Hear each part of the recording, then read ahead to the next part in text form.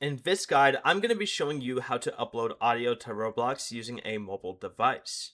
This is Miguel from Just Boz, and before we get into this guide, make sure to like the video and subscribe to the channel with all notifications on for more content like this. It really does help out the channel and we'd greatly appreciate it. If you have any questions, just ask them down in the comment section below. I'm going to be doing my best to reply to every single comment down there.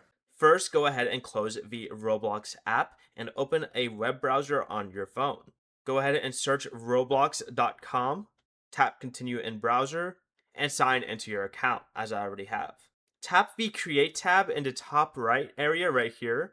This will open Creator Hub and find the experiences section by scrolling down until you find one of your experiences and tap on the arrow to show all of them. Once you're in this screen right here, you're going to want to scroll through the tabs until you see development items. Tap on it and swipe through the next set of tabs, and this time look for an option that says audio like this.